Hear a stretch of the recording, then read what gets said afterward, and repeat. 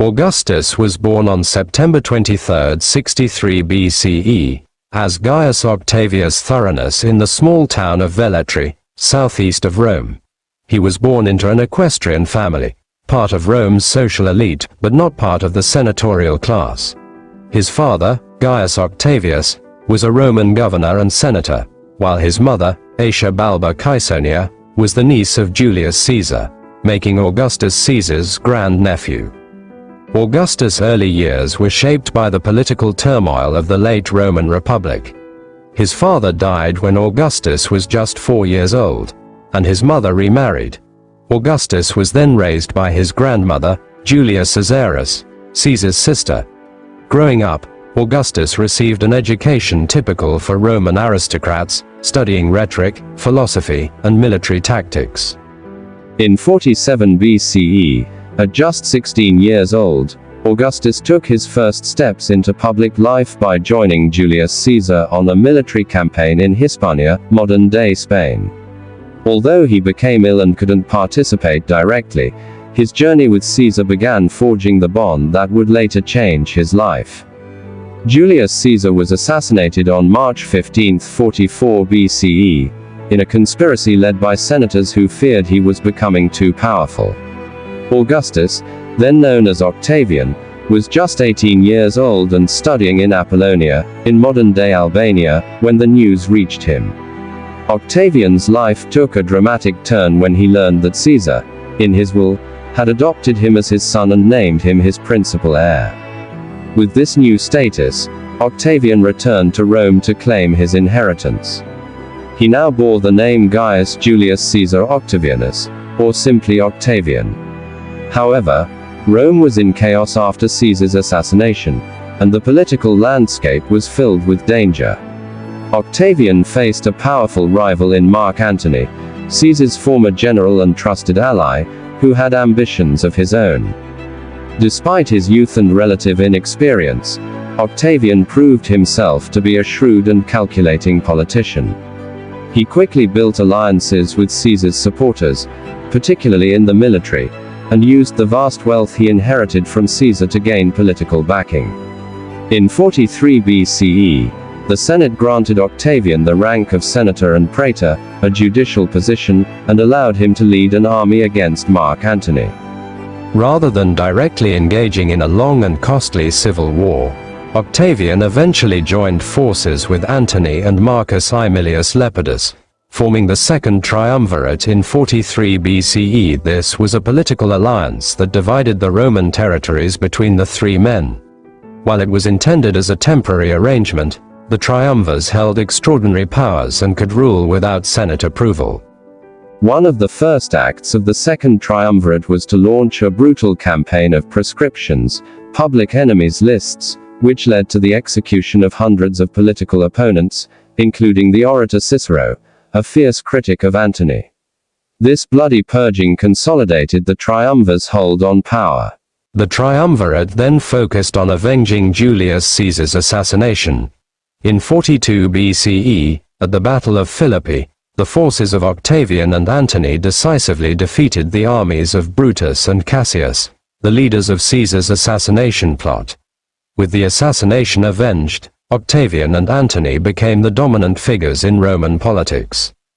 The alliance between Octavian and Mark Antony was unstable from the start.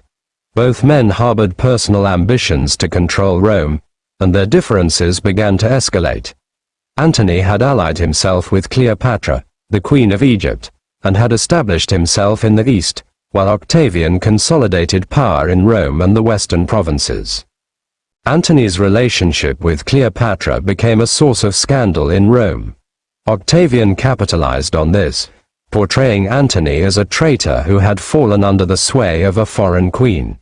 In 32 BCE, Octavian seized Antony's wool from the Vestal Virgins, which allegedly revealed that Antony intended to bequeath Roman territories to Cleopatra and their children. This revelation further inflamed public sentiment against Antony. In 31 BCE, the conflict culminated in the naval Battle of Actium. Octavian's fleet, commanded by his loyal general Agrippa, decisively defeated the forces of Antony and Cleopatra. Antony and Cleopatra fled to Egypt, where they eventually committed suicide in 30 BCE. With the deaths, Octavian was left as the sole ruler of Rome, and Egypt was annexed as a Roman province. In 27 BCE, Octavian took the title Augustus, meaning revered one, and officially became the first Roman emperor. Although he preserved the outward appearance of the Roman Republic's institutions, in reality, Augustus held absolute power. He styled himself as princeps, or first citizen, rather than as a monarch, emphasizing his role as the protector of the Roman state and its people. Augustus' reign is often regarded as the beginning of the Roman Empire, a period that would last for centuries. He maintained control of the military and governed through a combination of personal loyalty, patronage, and administrative reforms. Augustus shrewdly balanced republican ideals with imperial authority, ensuring that his power remained unchallenged while maintaining the illusion that Rome was still a republic. Augustus' reign brought about a series of significant reforms that strengthened the Roman state. He reorganized the army, ensuring that soldiers were loyal to him personally rather than to individual commanders. He created a standing professional army and established a network of roads and communication across the empire to facilitate military and administrative efficiency. The emperor also reformed Rome's legal system, standardizing laws across the provinces and instituting new moral laws aimed at restoring traditional Roman virtues. He promoted the family, encouraged marriage and childbirth, and imposed penalties for adultery and childlessness among the elite. These measures reflected his desire to promote social stability and traditional Roman values. One of Augustus' most lasting achievements was the establishment of the Pax Romana, or Roman peace. This was a period of relative peace and stability across the Roman Empire that lasted for more than 2 centuries. During this time, the empire expanded its borders and secured its frontiers, from the British Isles in the west to the Euphrates River in the east. Trade flourished, and Roman culture, law, and architecture spread throughout the Mediterranean world. Augustus was a great patron of the arts, and his reign is often seen as a golden age for Roman literature and culture. The poets Virgil, Horace, and Ovid all flourished during this period, producing works that remain cornerstones of Western literature. Virgil's epic poem, the Aeneid, for example, glorified Rome's origins and Augustus' role as the bringer of peace and order. Architecturally, Augustus transformed the city of Rome. He famously boasted that he found Rome a city of brick and left it a city of marble. He commissioned the construction of temples, forums, and public buildings, many of which were adorned with statues and monuments celebrating his achievements. The Ara Pacis, an altar dedicated to peace, is one of the most iconic monuments from Augustus' reign, symbolizing the peace and prosperity he brought to the Roman world. Although Augustus had many accomplishments, his succession plans were plagued by difficulties. He married 3 times but had only one biological child, Julia, from his second marriage to Scribonia. His marriages were often arranged for political reasons, and his relationships were marked by intrigue and scandal, particularly surrounding Julia, whose behavior scandalized Roman society. Augustus hoped that his heirs would come from the Julian line. He adopted his grandsons Gaius and Lucius, the sons of Julia and Agrippa, as his successors. However, both died young. Eventually, Augustus turned to Tiberius, his stepson from his third marriage to Livia Drusilla, as his heir. In 4 CE, Augustus formally adopted Tiberius, ensuring a smooth transition of power. Livia, Augustus' wife, played a significant role in his reign and is often remembered as one of the most powerful women in Roman history. Some historians have speculated that Livia may have influenced Augustus' decisions regarding succession, and later rumors suggested that she may have even orchestrated the deaths of potential rivals to Tiberius. Augustus' most enduring legacy is his transformation of the Roman political system.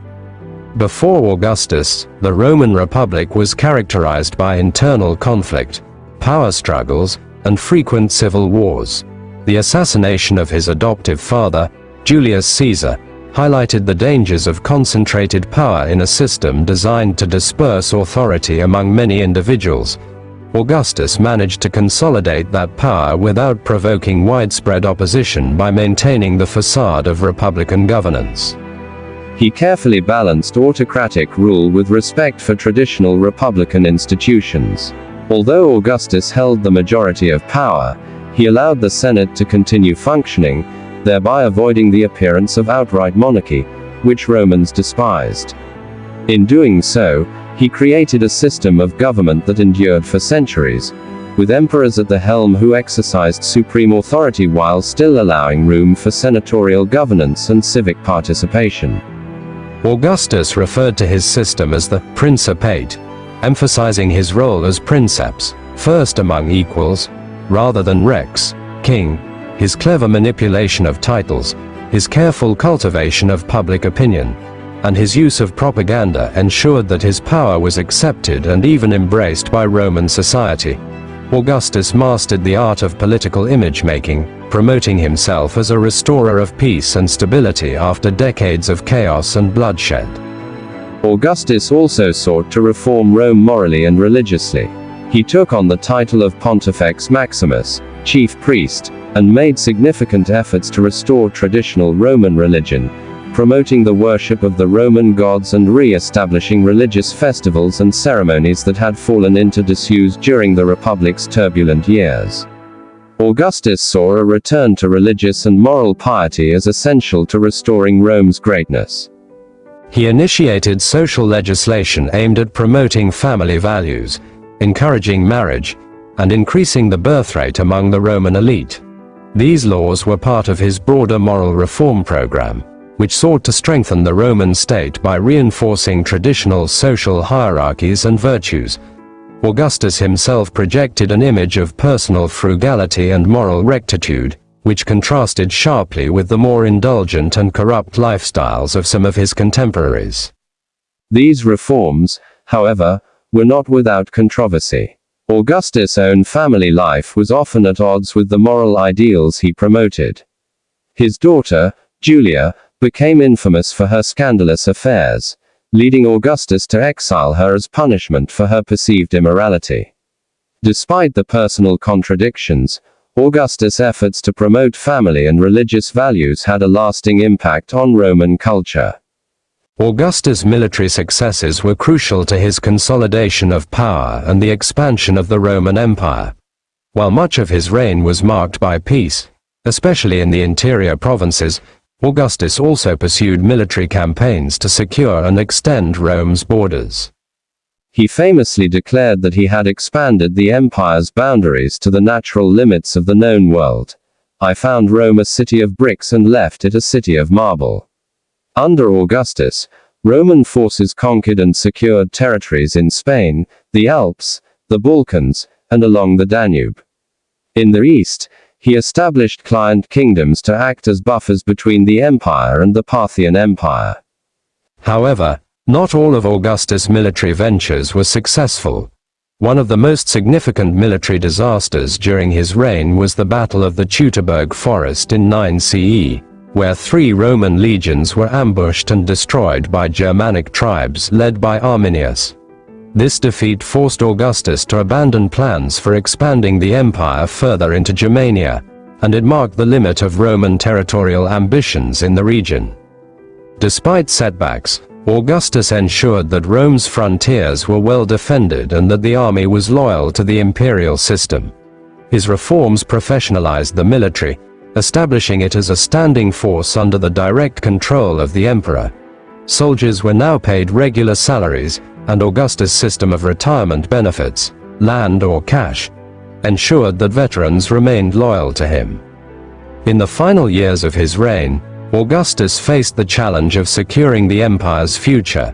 The issue of succession weighed heavily on him, as the deaths of his favored heirs, his grandsons Gaius and Lucius, forced him to rely on his stepson Tiberius, whom he had initially regarded as a reluctant and less capable successor. Despite these personal disappointments, Augustus ensured a smooth transition of power to Tiberius by gradually delegating authority to him during the final years of his reign. In 13 CE, Augustus secured the Senate's approval for shared tribunician powers with Tiberius, effectively positioning him as co-ruler. When Augustus died in 14 CE, Tiberius seamlessly took over as the second emperor of Rome, marking the success of Augustus' efforts to establish a dynastic system of imperial rule. Augustus died on August 19, 14 CE, marked the end of an era in Roman history. His funeral was a grand state affair, with Tiberius delivering the eulogy. The Senate voted to deify Augustus, a practice that would continue with many future emperors, and he was worshipped as the god Divus Augustus. His mausoleum in Rome became a site of pilgrimage, and statues and temples in his honor were erected throughout the empire. The legacy of Augustus is immense, both in terms of Roman history and world history. He is remembered as the founder of the Roman Empire and the architect of the Roman peace, Pax Romana, that brought prosperity and stability to the Mediterranean world for centuries. His political acumen, military successes, and administrative reforms ensured that the Roman state was strong enough to survive the crises that would follow in later centuries. Augustus was also a master of political propaganda. Through literature, art, and public works, he shaped the narrative of his reign, promoting the image of a golden age of peace and prosperity under his rule. His legacy as a ruler who brought order out of chaos remained powerful long after his death, and later emperors sought to emulate him. Historians have debated Augustus' character and legacy. Some view him as a benevolent autocrat who genuinely sought to restore Rome's greatness and bring peace to its citizens. Others see him as a ruthless manipulator who cynically used power to establish a dictatorship while maintaining the illusion of republican governance. Regardless of these interpretations, Augustus' impact on Rome and its empire is undeniable. The system of government he created, the Principate, lasted for nearly 300 years until the eventual transition to the dominate in the late Roman Empire. The city of Rome, under his leadership, became the vibrant heart of a vast empire, and his reforms laid the foundation for Rome's imperial glory. Augustus' vision of a united, prosperous Roman Empire under a single ruler would resonate throughout Western history, influencing later concepts of kingship and empire building. In the end, Augustus' most remarkable achievement was that he managed to wield absolute power in a society deeply suspicious of monarchy, and he did so in a way that allowed the Roman Empire to thrive for centuries. His reign marks one of the most significant turning points in Western history, as the Roman Republic gave way to the Roman Empire, an entity that would dominate Europe and the Mediterranean for nearly half a millennium. Now you know who was Augustus, what he had done for Roman Empire. My friend, how's your opinion about him? Just comment below. If you like the story, just hit the like button, and also if you love this type of real stories, just click the subscribe button.